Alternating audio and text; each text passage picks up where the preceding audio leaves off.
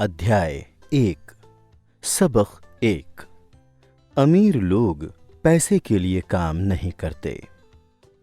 गरीब और मध्यम वर्गीय लोग पैसे के लिए काम करते हैं। अमीर लोग पैसे के लिए काम नहीं करते हैं। अमीर लोग पैसे से अपने लिए काम कराते हैं। डैडी, क्या आप मुझे बता सकते हैं कि अमीर कैसे बना जाता है? मेरे डैडी ने शाम का अखबार नीचे रख दिया। बेटे, तुम अमीर क्यों बनना चाहते हो? क्योंकि आज जिमी की मम्मी उनकी नई कैडिलैक में आई थी और वो वीकेंड पर मौज मस्ती करने के लिए उनके समुद्र तट वाले घर पर जा रहे थे। वो अपने 3 दोस्तों को साथ ले गया, लेकिन माइक और मुझे नहीं ले गया। उन्होंने हमसे कहा कि हमें इसलिए आमंत्रित नहीं किया गया क्योंकि हम गरीब हैं। उन्होंने ऐसा कहा? मेरे डैडी ने अविश्वास में पूछा। हाँ, ऐसा ही कहा। मैंने आहत अंदाज में जवाब दिया। मेरे डैडी ने खामोशी में अपना सर हिलाया, अपना चश्मा नाक के पुल तक चढ़ाया और दोबारा अखबार पढ़ने लगे। मैं जवाब के इंतजार में खड़ा रहा। ये सन 1956 की बात थी। तब मैं 9 साल का था। संयोग से मैं उसी पब्लिक स्कूल में पढ़ता था जहां अमीर लोगों के बच्चे पढ़ते थे। हमारा निवास हवाई में मूलतः शुगर प्लांटेशन यानी गन्नों के बागान वाले कस्बे में था। बागान के मैनेजर और कस्बे के बाकी अमीर लोग जैसे डॉक्टर, व्यवसाय के मालिक और बैंकर अपने बच्चों को इसी प्रारंभिक स्कूल में भेजते थे। 6ठे ग्रेड के बाद उनके बच्चों को आमतौर पर प्राइवेट स्कूलों में भेज दिया जाता था। चूंकि मेरा परिवार सड़क के इस तरफ रहता था, इसीलिए मैं इस स्कूल में गया। अगर मैं सड़क के दूसरी तरफ रहता तो मैं एक अलग स्कूल में जाता जहां मेरे जैसे परिवारों के बच्चे पढ़ते थे। 6ठी ग्रेड के बाद मुझे इन्हीं बच्चों के साथ सरकारी इंटरमीडिएट और हाई स्कूल जाना था। उनके या मेरे लिए कोई प्राइवेट स्कूल नहीं था। मेरे डैडी ने आखिरकार अखबार नीचे रख दिया। मैं जानता था कि वो सोच विचार कर रहे हैं। अब देखो बेटे, उन्होंने धीरे धीरे शुरू किया। अगर तुम अमीर बनना चाहते हो तो तुम्हें पैसे बनाना सीखना पड़ेगा। मैंने पूछा, अब मैं कैसे पैसे बनाऊं? उन्होंने मुस्कुराते हुए कहा, देखो बेटा, अपने दिमाग का इस्तेमाल करो। तभी मैं उनका असली मतलब समझ गया था। मैं तुम्हें इतना ही बताने वाला हूं, या मुझे जवाब नहीं मालूम है, इसीलिए खामखा शर्मिंदा मत करो। एक साझेदारी बन जाती है। अगली सुबह मैंने अपने सबसे अच्छे दोस्त माइक को बताया कि मेरे डैडी ने क्या कहा था। जहां तक मैं जानता था, सिर्फ माइक और मैं ही उस स्कूल में पढ़ने वाले गरीब बच्चे थे। माइक भी संयोग से ही इस स्कूल में पढ़ रहा था। किसी ने कस्बे में स्कूलों की एक विभाजक रेखा खींच दी थी और इसी वजह से हम अमीर बच्चों वाले स्कूल में आ गए थे। वैसे हम वाकई गरीब नहीं थे, लेकिन हमें गरीबी का एहसास होता था क्योंकि बाकी सभी लड़कों के पास बेसबॉल के नए दस्ताने, नई साइकिलें, हर नई चीज होती थी। मम्मी डैडी हमें रोटी, कपड़ा और मकान जैसी सभी बुनियादी चीजें मुहैया कराते थे, लेकिन बस इतना ही। मेरे डैडी कहा करते थे, अगर तुम कोई चीज चाहते हो तो उसके लिए काम करो।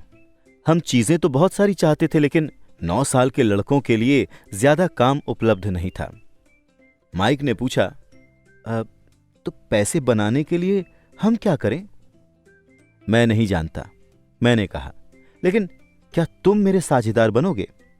वो मान गया और शनिवार की उस सुबह माइक मेरा पहला कारोबारी साझेदार बन गया। हम सुबह से लेकर दोपहर तक सोचते रहे कि पैसा कैसे बनाया जाए।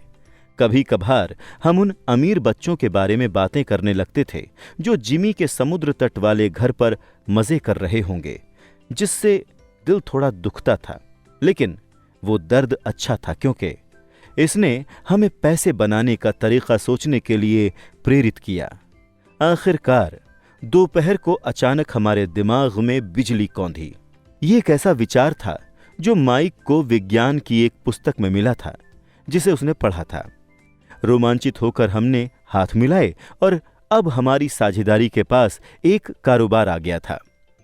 अगले कई सप्ताह माइक और मैं आसपास के इलाके में इधर उधर दौड़ते रहे, दरवाजे खटखटाते रहे और पड़ोसियों से पूछते रहे कि क्या वो अपने इस्तेमाल किए हुए टूथपेस्ट ट्यूब हमारे लिए रख सकते हैं। हैरानी के भाव के साथ ज्यादातर वयस्कों ने मुस्कुराते हुए हाँ कह दिया। कुछ ने हमसे पूछा कि हम उनका करेंगे क्या। इसके जवाब में हमने कहा, अब हम आपको नहीं बता सकते, ये एक कारोबारी रहस्य है। जैसे जैसे सप्ताह गुजर रहे थे, मेरी मम्मी का कष्ट बढ़ता जा रहा था। अपने कच्चे माल को इकट्ठा करने के लिए हमने जो जगह चुनी थी वो उनकी वॉशिंग मशीन के पास थी। ये एक भूरा कार्डबोर्ड बॉक्स था जिसमें कभी केचप की बोतलें रखी जाती थीं। अब उसमें टूथपेस्ट ट्यूब्स का हमारा छोटा सा ढेर बढ़ने लगा। आखिरकार मेरी मम्मी के सब्र का बांध टूट गया। पड़ोसियों की गंदी मुड़ी तुड़ी इस्तेमाल हो चुकी टूथपेस्ट ट्यूब्स को देख देख कर उनका दिमाग खराब हो गया था। उन्होंने पूछा, तुम लोग क्या कर रहे हो? और मैं ये दोबारा नहीं सुनना चाहती कि ये कारोबारी रहस्य है। इस कचरे को अभी साफ करो वरना मैं इसे बाहर फेंक दूंगी। माइक और मैंने हाथ पैर जोड़कर उनसे मोहलत मांगी। हमने उन्हें बताया कि हमारे पास जल्द ही पर्याप्त ट्यूब्स हो जाएंगी और फिर हम उत्पादन शुरू कर देंगे। हमने उन्हें जानकारी दी कि हम 2-3 पड़ोसियों का इंतजार कर रहे हैं जिनकी टूथपेस्ट ट्यूब्स खत्म होने वाली थीं और हमें मिलने वाली थीं। मम्मी ने हमें 1 सप्ताह की मोहलत दे दी। उत्पादन शुरू करने की तारीख योजना से ज्यादा जल्दी आ गई थी और दबाव बढ़ गया था। मेरी पहली साझेदारी पर खतरा मंडरा रहा था क्योंकि मेरी खुद की मम्मी ने जगह खाली करने का नोटिस थमा दिया था। ये माइक का काम था कि वो पड़ोसियों से टूथपेस्ट जल्दी खत्म करने को कहे।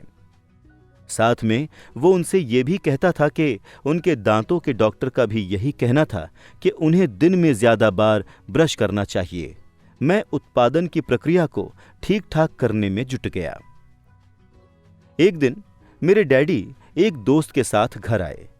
उन्होंने देखा कि 9 साल के 2 लड़के पोर्च में पूरी गति से उत्पादन करने में जुटे हैं। हर कहीं बारीक सफेद चूरा फैला हुआ था। एक लंबी टेबल पर स्कूल के दूध के छोटे कार्टन्स थे और हमारे परिवार का हिबाची ग्रिल लाल सुर्ख कोयलों के साथ अधिकतम गर्मी पर दहक रहा था। डैडी सावधानी से चलकर आए।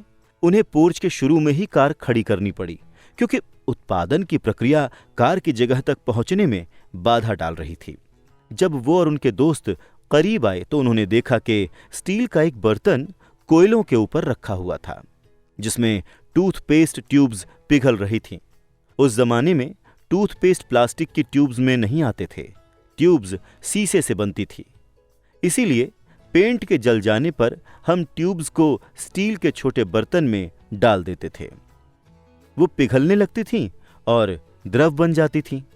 इस पिघले हुए शीशे को हम दूध के कार्टन में बने एक छोटे छेद में अंदर डाल रहे थे। दूध के कार्टन्स में प्लास्टर ऑफ पेरिस भरा था। हर तरफ फैला सफेद चूरा और कुछ नहीं, प्लास्टर ऑफ पेरिस ही था।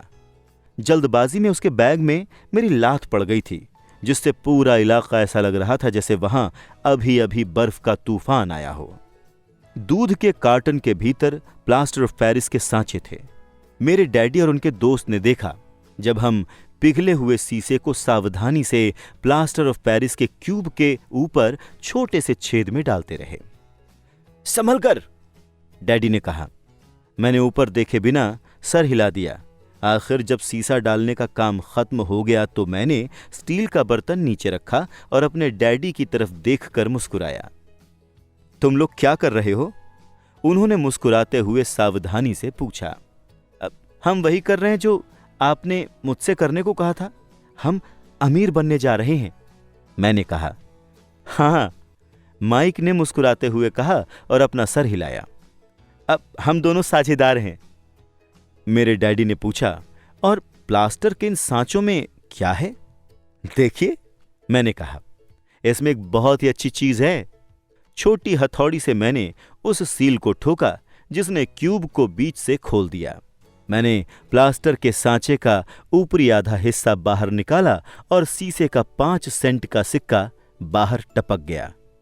हे भगवान, मेरे के सिक्के ढाल रहे हो?